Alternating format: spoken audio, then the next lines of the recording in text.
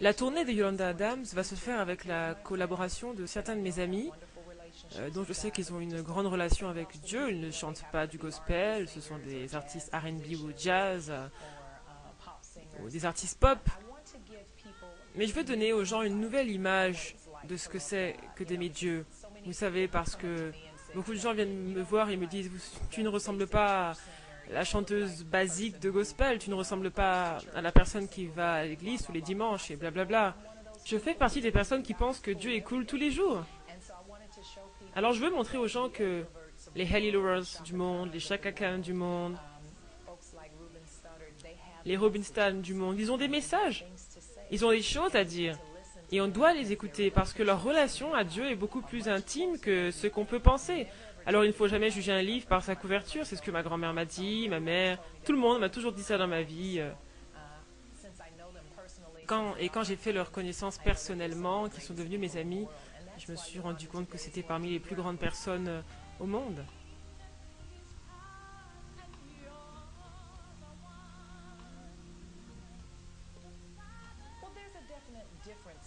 Oui, il y a une différence radicale entre la religion et la spiritualité. La religion, c'est votre dénomination, baptiste, épiscopale, catholique, non dénominationnelle, etc.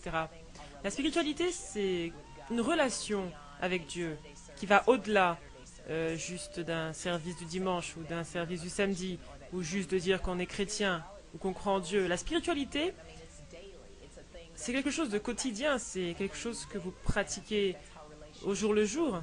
C'est notre relation avec Dieu et on doit la nourrir tous les jours.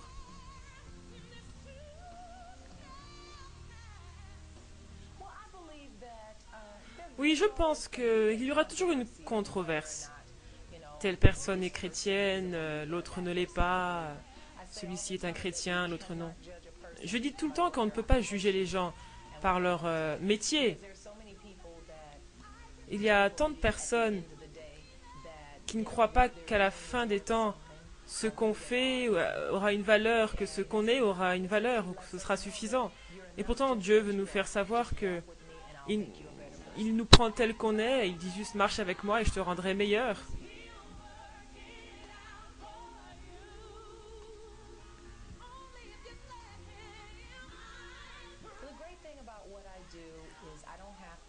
La plus grande chose par rapport à ce que je fais, c'est que je n'ai pas à faire de transition entre le gospel music jusqu'à la pop, du gospel au R&B, parce que Tom Jones, par exemple, place ma musique dans son show et ma musique va dans le monde entier. Les gens savent qui je suis, ils aiment qui je suis. J'ai la chance d'être joué sur des chaînes hip-hop, des chaînes R&B, des chaînes de jazz. Donc je fais partie de ce peu de personnes qui ont la chance de... Vous voyez, je fais ce que je fais et je reste vrai vis-à-vis de moi-même. Essayer de mes chansons les interpréter comme une chanson d'amour, alors je suis contente. Mais je n'ai pas non plus à changer qui je suis. Je pense que ce que je fais pour le monde est ce que je suis appelée à faire. Si je décide de faire un album de mariage, des chansons inspirationnelles sur le mariage, je le ferai. Si je décide de faire des chansons d'amour, je le ferai. Mais je vais jamais faire un album plein de baby, baby, baby comme over here. Parce que vous savez, je sais pas. C'est juste pas ce qui je suis maintenant. Donc je dois faire ce que Dieu me dit de faire, inspirer les gens et les aider à penser beaucoup plus haut. Je vous présente le révérend Yolanda Adams, la plus connue des artistes chrétiens avec Kirk Franklin pour avoir mélangé le gospel traditionnel avec du R&B ou de la pop. 88, c'est son premier mariage. 89, son premier divorce. 97, son deuxième mariage. 2004, son deuxième divorce. Ensuite, un remariage et un redivorce, si je puis dire, en 2006. Dans l'étude sur Joyce Meyer, on a lu le passage interdisant aux divorcés de se remarier et d'être pasteur, donc on ne va pas revenir dessus. Mais on va se contenter de redire la phrase très célèbre de Yolanda Adams à ce sujet. Chaque chose correspond à une saison.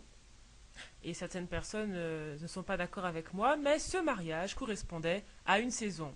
Nulle part dans son interview, on entend parler de Jésus, de la repentance, de la sainteté. Elle s'habille de manière impudique, alors que la Bible nous dit, nous femmes, de se vêtir avec pudeur.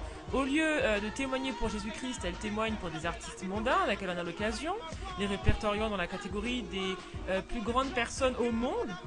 étrange, disant que ces gens ont un grand témoignage, une relation intime avec Jésus, mais la Bible nous dit que seuls ceux qui font la volonté de Dieu sont les enfants de Dieu. Ceux qui appliquent ses commandements sont ceux qui l'aiment. On va prendre le passage dans Jean 14, 15, si vous m'aimez, gardez mes commandements. Et celui qui ne m'aime pas ne garde pas mes paroles, dans Jean 14, 24. Donc Yolanda est dans l'erreur, ces gens préfèrent leur position à Dieu. Elle dit aussi, et c'est intéressant, je ne fais pas de transition avec le R&B et la pop. Et grâce à ça, je passe sur toutes les chaînes et les gens me connaissent et même, donc elle ne dit pas qu'ils connaissent Jésus, ils l'apprécient parce qu'elle ne ressemble pas à une chrétienne dans sa façon de s'habiller, de faire. C'est là un compromis et c'est parce qu'elle est mondaine que les mondains l'apprécient tant. Ça devrait être une honte pour elle que les mondains l'aiment et alors qu'ils haïssent Dieu. Le compromis, c'est donc glisser quelque part. Et selon la Bible, nous ne sommes pas plus grands que notre maître. Si le monde haït Dieu, il nous haïra. Donc lorsque le monde nous aime, l'amour de Dieu n'est pas en nous. Dire que Dieu est cool tous les jours, ça aussi, c'est pas connaître sa Bible. Autant Dieu est amour, autant Dieu est redoutable.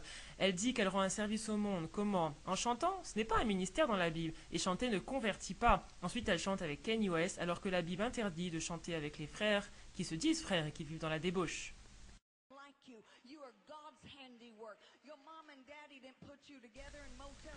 L'évangile de Paula White est truffé de fausses doctrines et Dieu a exposé au monde entier sa supercherie. Elle est championne, toute catégorie, dans l'art de vous aider à vous sentir mieux. Vous êtes béni, unique, magnifique. Dieu a un plan merveilleux pour vous. Les meilleures choses arrivent. Pas de confrontation du péché, pas de repentance et même plus de pudeur. Regardez. Hold for 3. 1, 2, 3. Down. Hold. 2. That's it. Make it harder. Hold it. 3. Back up. Paula White est remariée plusieurs fois, divorcée autant de fois. Donc son ministère, comme on l'a vu pour Joyce Meyer, ne peut pas être formé par Dieu, qui ne se répand pas de sa parole. Pour être évêque, il faut être mari d'une seule femme, être sobre, modéré, désintéressé, et elle ne remplit pas ses cases. Elle invite même des mondains à ses émissions, et pas les moindres. Je vous laisse voir par vous-même. Donald Trump, un Illuminati, un franc-maçon, et on sait quelle horreur doctrinale se cache sous la franc-maçonnerie.